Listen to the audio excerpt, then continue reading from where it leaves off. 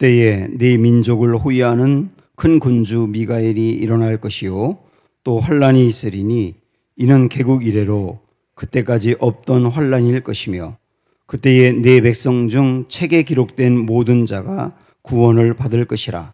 땅의 티끌 가운데에서 자는 자 중에서 많은 사람이 깨어나 영생을 받는 자도 있겠고 수치를 당하여서 영원히 부끄러움을 당할 자도 있을 것이며 지혜 있는 자는 궁창의 빛과 같이 빛날 것이요 많은 사람을 옳은 대로 돌아오게 한 자는 별과 같이 영원토록 빛나리라. 다니엘아, 마지막 때까지 이 말을 간수하고 이 글을 봉함하라. 많은 사람이 빨리 왕래하며 지식이 더하리라. 아멘. 우리가 금요기도 시간에 다니엘서를 보았는데 다니엘서의 주제는 한마디로 이야기하면 이런 겁니다. 마지막 때 이야기인데요. 마지막 때 바벨론에서 그리스도인으로 살기. 그것이 이제 주제라고 할 수 있습니다.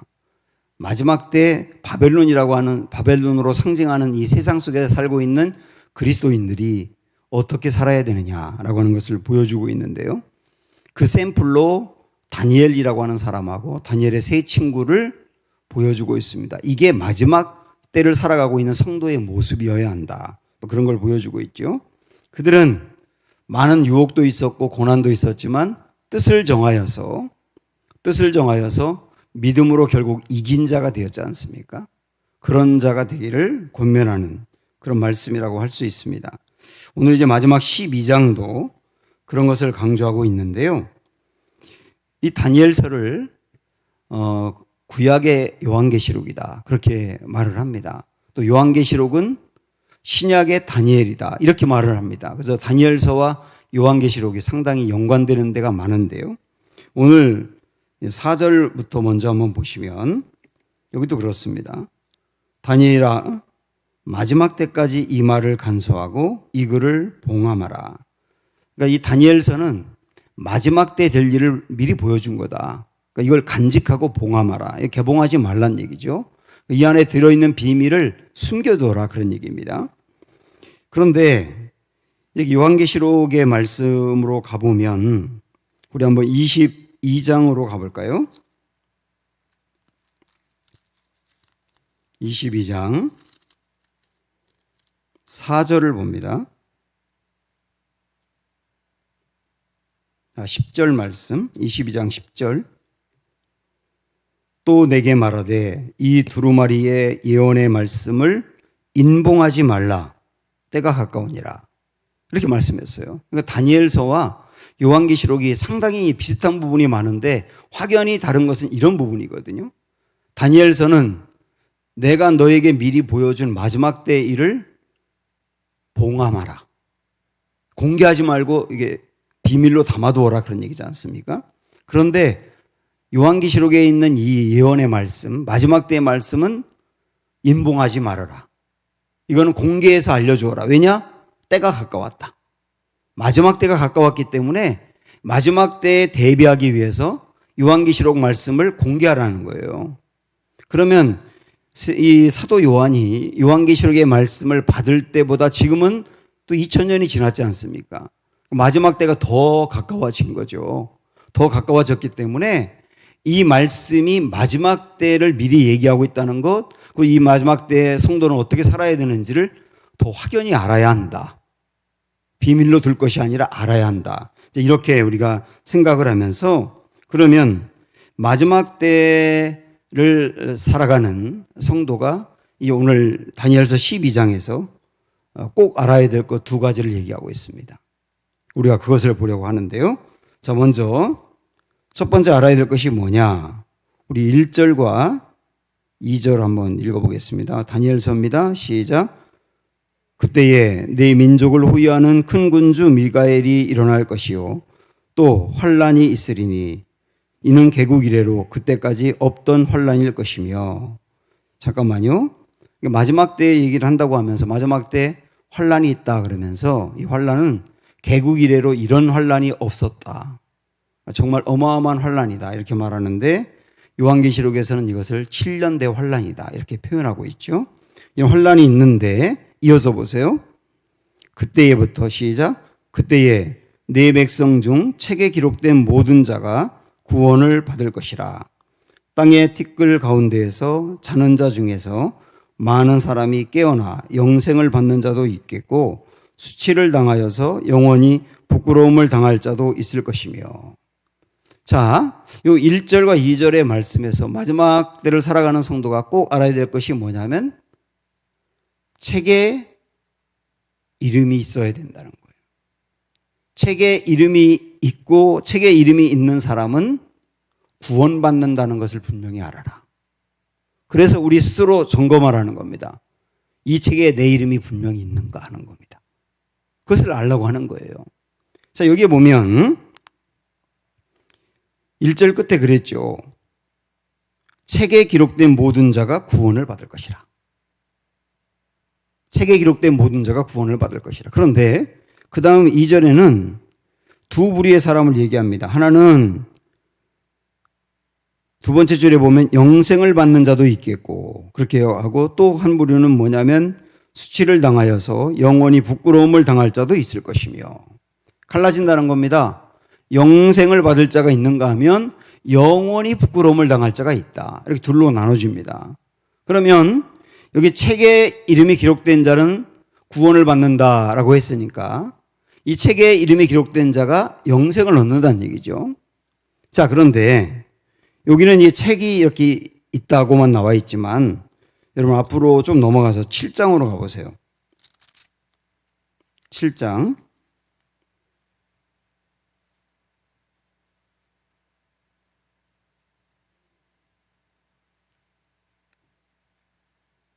9절 10절.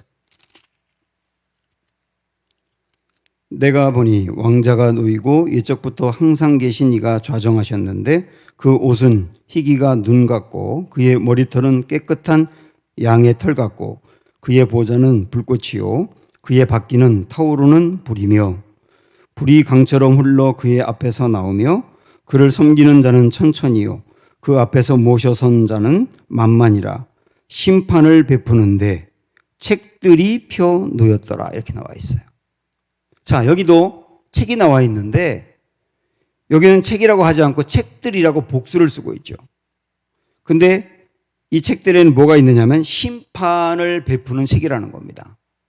심판을 베푸는 책. 그러니까 이 다니엘서 7장에 있는 이 말씀하고 12장에 있는 이 말씀을 보면 마지막 때 구원을 받고 영생하고 영원히 또한 심판을 받고 영원한 부끄러움을 받는 것을 이렇게 가르는 중요한 기준으로 책을 얘기하고 있어요. 책이 두 개가 있습니다. 하나는 책이 있고 단수로 또 하나는 책들이 있다는 겁니다. 이 책은 구원을 받는 사람의 이름이 들어있는 것이고 그건 단수로 쓰여 있고 그 다음에 책들은 심판을 받을 사람의 이름이 있는 거예요. 이건 복수로 쓰여져 있습니다. 심판받을 사람이 구원받을 사람보다 훨씬 많다고 하는 것도 상징적으로 보여주는 거죠. 계시록에도 똑같이 나오는데 우리 계시록으로 이번에 한번 가보실래요? 계시록 20장 12절을 보세요.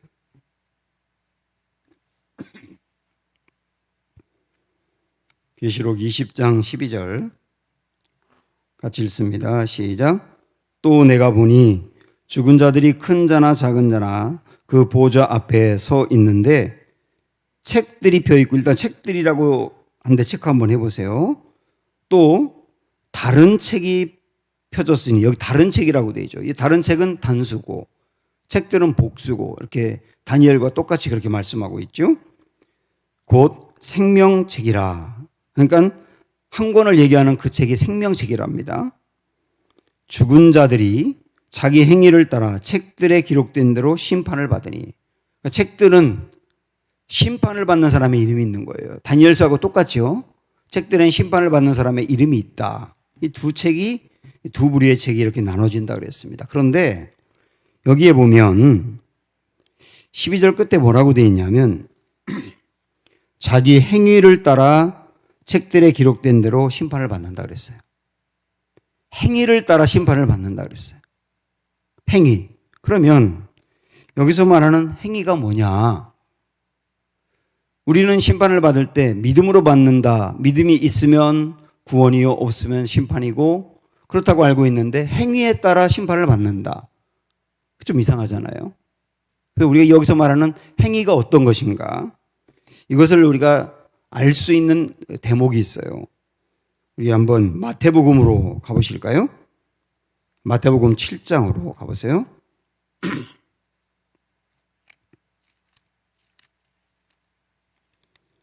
마태복음 7장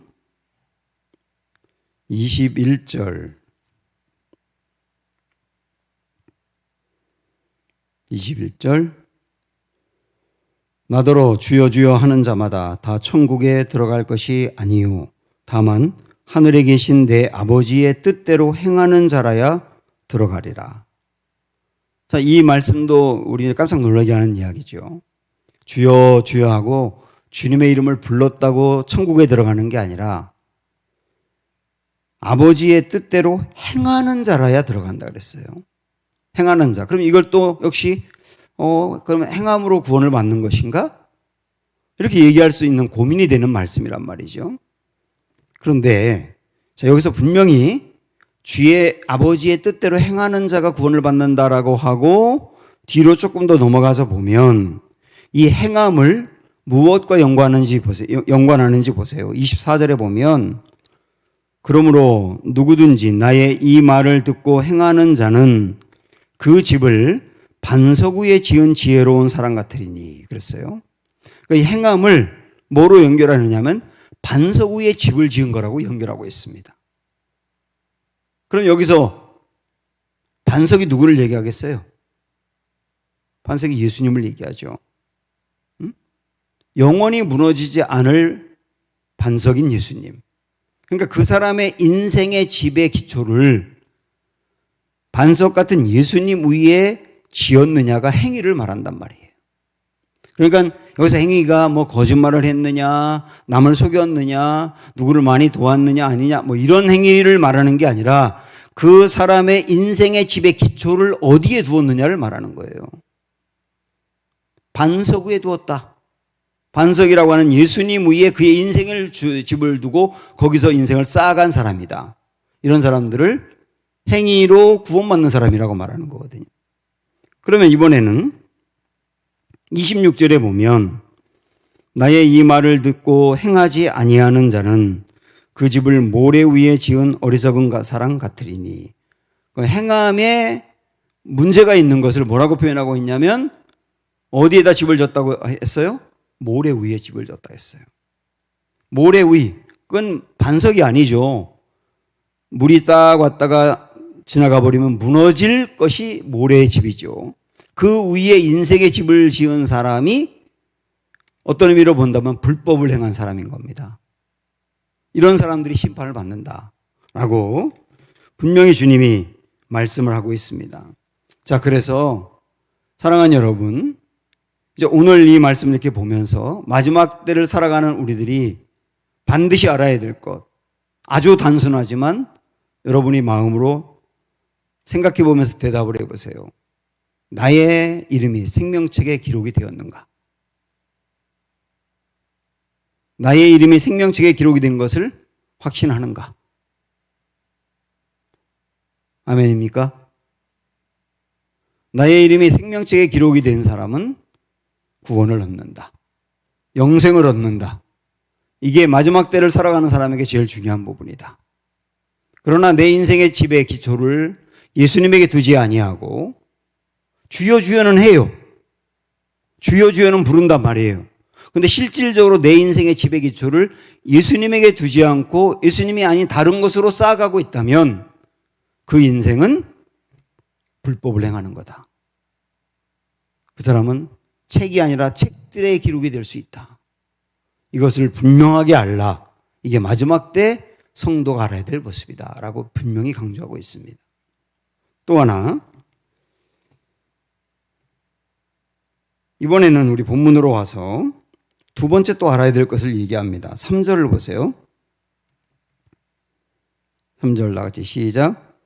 지혜 있는 자는 궁창의 빛과 같이 빛날 것이요 많은 사람을 옳은 대로 돌아오게 한 자는 별과 같이 영원토록 빛나리라. 이렇게 말씀합니다. 두 번째, 마지막 시대를 살아가는 성도가 꼭 알아야 될 것. 이게 지금 3절의 말씀은 마지막 때에 책의 이름이 있는 것과 연관을 하고 있지 않습니까? 그러니까 하나님 나라를 이야기하고 있는 거예요. 마지막 때 하나님 나라에서 별과 같이 빛나는 사람이 있다는 걸 알아야 된다는 얘기입니다. 별과 같이 빛나는 사람이 있다. 그러면 이미 책에 있기 때문에 구원을 받았는데 별과 같이 빛나는 사람이라는 것은 뭘 얘기할까요? 상급이 있다고 하는 겁니다. 상급이 있다. 그래서 3절에 궁창의 빛과 같이 빛난다 하는 말하고 맨 끝에 별과 같이 영원토록 빛난다. 똑같은 말이거든요. 반복해서 다르게 표현한 것인데 이건 다르게 말한다면 상급이 있다예요. 상급이 있다. 별과 같이 빛나는 상급이 있다. 사실 성경에서는 마지막 때 하나님 나라에서 상급이 있다는 것을 끊임없이 강조합니다. 예수님도 말씀하셨어요. 비유를 통해서도 주인이 돌아왔을 때, 그 말은 주님이 재림했을 때, 그때 어떤 사람은 10고울을 차지할 사람이 있고 어떤 사람은 5고울을 차지할 사람이 있고 어떤 사람은 가지고 있는 고울마저도 빼앗길 사람이 있을 것이다. 이게 주님이 재림한 후의 이야기니까 하나님 나라에서 상급이 있다는 거예요. 주님이 분명히 말씀하신 부분이거든요. 마태복음 19장에서도 베드로가 예수님에게 질문했거든요. 주님, 저희가 주님을 믿고 따르면서 다 버렸는데요. 부모도 버리고 전토도 버리고 다 버리고 주님 따랐는데 무엇을 얻을 수 있습니까? 라고 물어봤을 때 우리 예수님이 하나님 나라에서 영생을 얻고 너희가 버린 것의 몇 배를 받는다. 이렇게 말씀했어요. 마가복음에서는 아예 100배를 받는다고 명시적으로 얘기하고 있습니다. 이걸 뭘 얘기하겠어요? 상급을 얘기하는 거예요. 바울도 그의 유언 같은 말씀인 디모데 후서 4장에서 자기 인생을 돌아보면서 내 인생 전제와 같이 부음이 되었다. 전제는 제사의 방법인데 거기에 피나 포도주를 쏟아 붓는 방법으로 제사를 드렸거든요. 그런데 전제의 특징은 뭐냐면 한 방울도 남김없이 전부 쏟아 붓는 거예요. 바울은 나의 인생이 전제와 같이 부음이 되었다. 그렇게 말합니다. 그건 뭐냐면 나는 내 평생 한 방울의 피도 남김없이 모든 걸 다 주님을 위해 쏟아 부었다. 그렇게 얘기하는 거예요. 실제 그렇게 살았지 않습니까? 그러면서 그 다음에 이어서 뭐라고 말하느냐면 내가 왜 그렇게 전제와 같이 부음이 되는 줄 아냐? 딱 하나를 얘기해요. 하나님 앞에 나아가서 내게 의의 면류관이 씌워질 것을 알기 때문이라는 거예요. 하나님 나라에 가서 내게 의의 면류관이 씌워지는 그거 바라보고 내 인생 전제와 같이 부음이 되었다. 그런데 나만 아니라 주님을 믿는 모든 사람에게도 그 의의 면류관이 있다는 거죠. 상급을 이야기하는 거예요. 이거 알라는 겁니다, 여러분. 하나님 나라 가서 마지막 때 상급이 있다. 그러면 누가 상급을 받느냐? 여러분 오늘 말씀 3절 다시 보세요. 이 말씀에서 궁창의 별과 같이 빛날 것이요 라고 하는 거하고 별과 같이 영원토록 빛나리라 라고 하는 말이 똑같은 의미라면 그 앞에 있는 지혜 있는 자하고 똑같은 말이 뭐냐면 많은 사람을 옳은 대로 돌아오게 한 자이거든요. 이런 사람이 지혜로운 사람이라는 거예요. 많은 사람을 옳은 대로 돌아오게 한 자. 그 사람들이 지혜로운 사람이고 그 사람들이 마지막 때 상급이 있다는 겁니다. 이걸 알라는 거예요. 이걸 알라. 많은 사람을 옳은 대로 돌아오게 한 자. 자, 여기서 말하는 옳은 데라고 하는 게 뭐겠어요? 성경 앞에 있는 말씀하고 연관을 해보면 여기서 말하는 옳은 데는 그 사람의 이름이 생명책에 기록되도록 도운 자죠. 예수님을 믿어서 구원을 받고 영생 얻어 그 이름도 생명책에 올라가도록 도운 자. 그 사람들도 뭐라고 말하냐면 옳은 대로 인도한 자라고 말하는 거예요. 그 사람들의 이름이 하나님 나라에서 별과 같이 빛난다. 그들에게 상급이 있다. 이렇게 말씀합니다. 다니엘과 세 친구가 그런 사람들이었다는 거죠. 다니엘은 우리가 앞에서도 봤습니다마는 느부갓네살 왕이 이상한 꿈을 꾸었을 때 다니엘이 그 앞에 나가서 꿈을 해몽하거든요. 정말 꿈 해몽만 잘하면 출세길이 열립니다. 그런데 그 출세길이 열리는 그 자리에서 다니엘은 의도적으로 계속 이 느부갓네살 왕에게 강조하는 게 뭐였어요? 이 꿈을 주신 분이 여호와 하나님이고, 이 꿈을 해석할 분도 여호와 하나님이시고, 이 꿈대로 이루실 분도 여호와 하나님이십니다.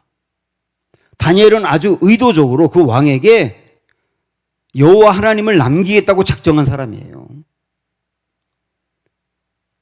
그 다음에 그가 사자굴에 들어갈 위기에 빠져 있을 때도, 그때도 마찬가지였고, 사자굴에서 죽지 않고 살아나왔을 때도 그 순간에 왕이 다니엘을 높이면서 칭송할 때 다니엘의 입에서 나온 건 뭐냐면 하나님이 하셨다는 거죠. 하나님이 하셨다. 계속 하나님을 하셨다. 그래서 결국은 다니엘은 영광을 얻는 순간에도, 결국 영광을 다니엘이 얻는 순간에도 남기는 분은 여호와 하나님이고, 그가 어려움을 당할 때에도 결국 남기는 분은 여호와 하나님이더라고요. 그래서 다니엘이 지나가고 나면 하나님만 남는 거예요. 이게 참 의미 있는 거죠. 다니엘의 세 친구도 마찬가지. 그들이 어떤 어려움에 처했을 때 여호와 하나님이 우리를 건져내실 겁니다. 그리하지 않아도 우리는 하나님을 섬기겠습니다. 그리고 죽지 않고 살아났을 때도 하나님을 높이지 않습니까? 이때다 하고 하나님을 높이잖아요. 그러니까 여러분, 이 다니엘서에 나오는 다니엘과 세 친구가 하는 모습은 일관돼요. 무슨 일을 만나든, 좋은 일을 만나든 나쁜 일을 만나든 위기를 만나든 출세할 수 있는 길이 만나든 그들은 항상 여호와만 남기고 싶다는 거예요. 그 사람에게 여호와만 남기고 싶다. 그건 결국은 뭐냐면 그 사람을 옳은 대로 인도하고 싶다는 거죠.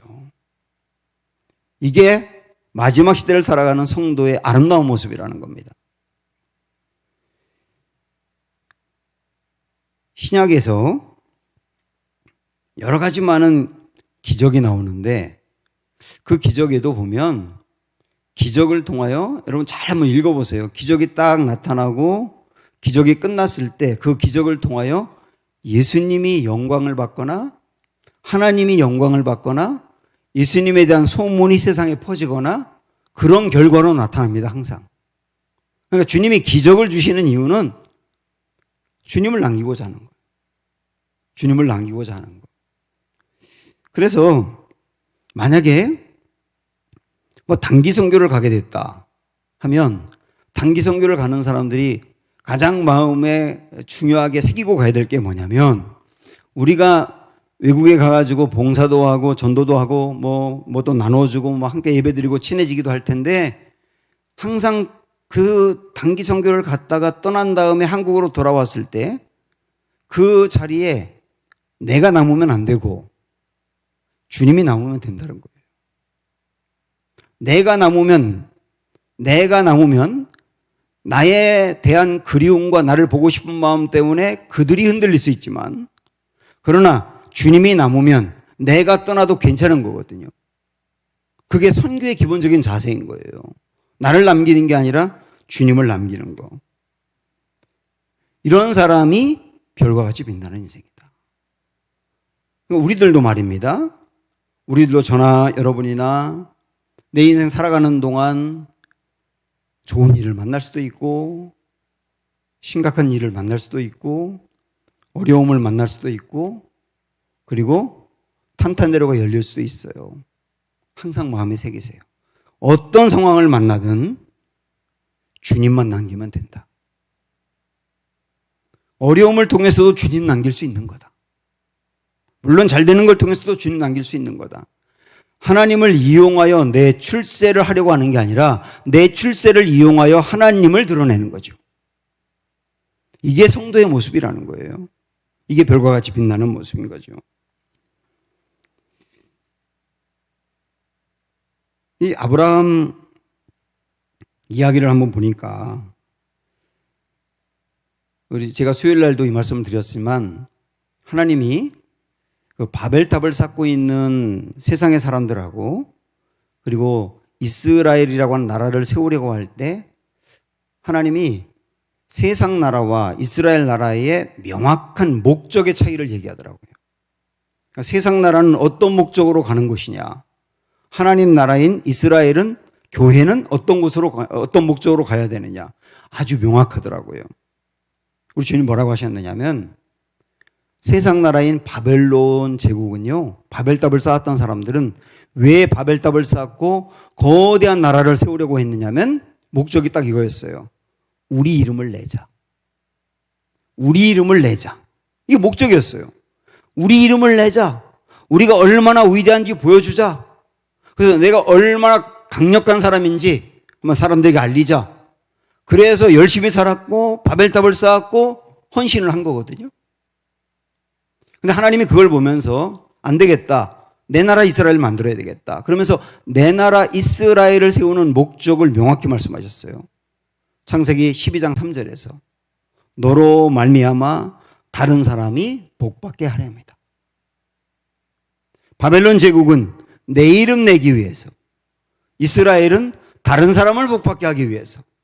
자, 그러면 우리가 하나님을 믿는 사람인데 내가 지금까지 살아온 나의 인생의 중요한 목적, 그리고 지금 여러분들이 살아가고 있고 열심을 내고 있고 헌신하고 사역하고 노력하는 인생의 목적 무엇인지 잘 생각을 해보세요.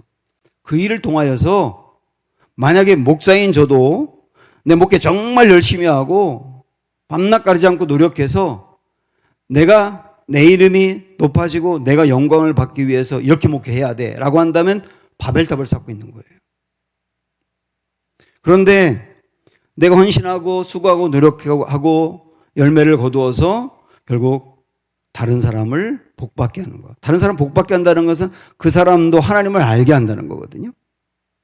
그게 인생의 목적이라고 한다면 그것은 하나님 나라의 길로 가고 있는 것이라는 거예요. 아브라함이 창세기 21장에 보면 에셀 나무를 심었다 이런 말씀이 끝에쯤에 나오거든요. 에셀 나무를 심었다. 이때 당시에 사람들이 에셀 나무는 광야에만 심었답니다. 그런데 아브라함은 그 지역을 지나가면서 에셀 나무를 심었다는 말씀이 성경에 나와요. 그 나무를 왜 심었겠습니까? 자기가 누릴 나무도 아닌데 나그네를 위해서 심는 거죠. 거기에 정착할 것도 아닌데 나그네를 위해서 나무를 심는 거죠. 그러고 보니까 이 아프리카의 속담이 생각이 나더라고요. 아프리카의 속담에 세 그루의 나무를 심어라 라고 하는 말이 있습니다. 근데 세 그루 중에 한 그루는 열매를 따기 위해 심어라. 두 번째는 아름다움을 위해서 심어라. 세 번째가 그늘을 위해서 심어라예요. 열매를 따기 위해서 심어라 그 말은 뭐냐면 그 열매를 따서 먹고 살기 위해서 심어라. 우리 인생을 얘기하는 거지 않습니까? 우리 인생이 세 가지를 위해서 노력을 해야 된다는 건데 하나는 내가 정말 먹고 살기 위해서 노력해야 된다는 거예요. 다 우리가 그렇게 살고 있지 않습니까? 근데 그것만이 아니라 아름다움을 위해서도 노력해야 된다는 거죠. 단지 내가 먹고 살기 위해서만이 아니라 내 아름다운 정서를 위해서. 그래서 사람들이 일도 하고 여행도 하고 좋은 거 바라보고 경험도 하고 그러는 거 아닙니까? 내 정서를 위해서 아름다움을 위해서. 또 하나 나무를 왜 심으라 그랬냐면 그늘을 위해서 심으라 해요. 그늘을 위해서 심으라. 이 그늘이 뭡니까? 지나가는 나그네가 쉬어갈 수 있는 곳, 회복할 수 있는 곳, 그것을 위해서 나무를 심어라. 그러니까 인생의 3분의 1은 다른 사람을 위해서 배려하는 서원으로 흘려보내야 된다는 얘기죠. 이게 단지 수치상으로 뭐 물질의 3분의 1을 그렇게 하라고 하는 개념이 아니고 우리의 관심의 3분의 1은 그늘을 위해서 살아야 된다는 거예요. 이게 하나님 나라의 별과 같이 빛나는 성도의 모습이라고 하는 겁니다. 사랑하는 여러분, 마지막 때를 살아가고 있는 우리들에게 다니엘서를 통해서 마지막으로 두 가지를 꼭 알라고 말씀합니다. 첫째, 내 이름이 정말 생명책에 있는가? 책들에 내 이름이 들어가 있지는 않은가? 어떤 일이 있어도 생명책에 들어갈 수 있도록 해야 된다는 거죠. 두 번째는 생명책에 내 이름이 있다 하더라도 별과 같이 빛나는 사람으로 상급을 받을 수 있는가? 누가 상급을 받는가? 많은 사람을 옳은 곳으로 인도하는 사람이 상급을 받는다. 이 일을 위해서 앞으로 우리 인생 달려가야 되겠다. 이렇게 마음으로 다짐하고 결심하면서 우리 다니엘서를 마치도록 하겠습니다. 함께 찬양합니다.